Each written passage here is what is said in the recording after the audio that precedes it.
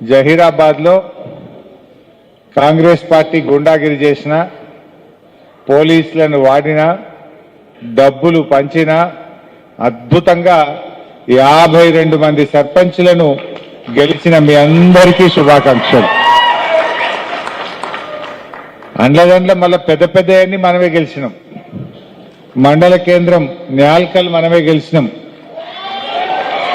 జవా సంఘం మనమే గెలిచినాం, హద్నూరా, రేజింతల్, సత్వార్, ధనశ్రీ, షేకాపూర్ ఇలా పెద్ద పెద్ద గ్రామాలన్నీ కూడా గెలవడం అనేటువంటిది చాలా శుభసూచకం. కారు గుర్తు లేకపోతేనే గిన్ని గెలిచినాం.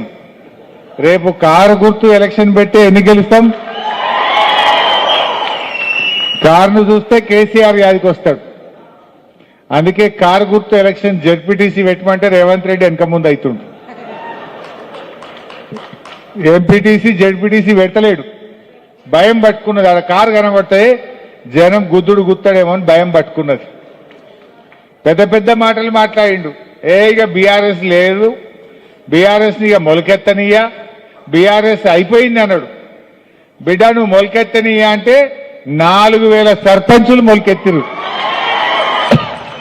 ఒక్కరు కాదు, ఇద్దరు కాదు, 4000 గెలిచినాం. అంటే బీఆర్ఎస్ తెలంగాణ ప్రజల గుండెల్లో నుంచి పుట్టినటువంటి పార్టీ, తెలంగాణ ప్రజల హృదయాల్లో నుంచి ఆవిర్భవించిన పార్టీ మన బీఆర్ఎస్ పార్టీ. ఎవడో ఆప్తే ఆగే పార్టీ కాదు. నువ్వు అర్రాజ్ పాట మాట్లాడి దొంగ మాటలు చెప్పి గవర్నమెంట్లకు వచ్చినావు. 4000 రూపాయలు పెన్షన్ అన్నాడు, వచ్చింది అవ్వతాతలకు? ఆసరా పెన్షన్ 4000 రాలే. మహిళలకు 2500 అన్నాడు, వచ్చిందా? తులం బంగారం రాలేదు, కానీ పోయినాయి కొన్ని.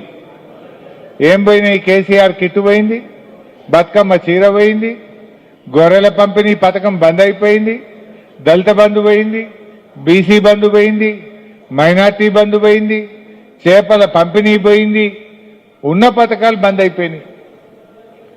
మొన్న కేసీఆర్ గారు పెట్టిన మైనార్టీ గురుకులం మన జైరాబాద్లో, కేసీఆర్ గారు అల్గోల్లో కట్టించిన మైనార్టీ గురుకులంలో 19 మంది డాక్టర్లు అయింది. एक ही साल में अपने माइनॉरिटी गुरुकुला स्कूल से यही साल में 19 बच्चों को एमबीबीएस सीट मिला.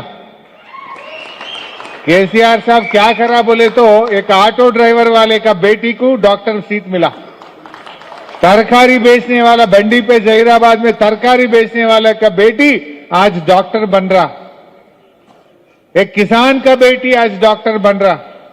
19 बच्चे बच्ची आज एमबीबीएस सीट मिला बोले तो केसीआर साहब का काम, नाम उनके दिलों में रहता है. ये आप समझने का जरूरत है.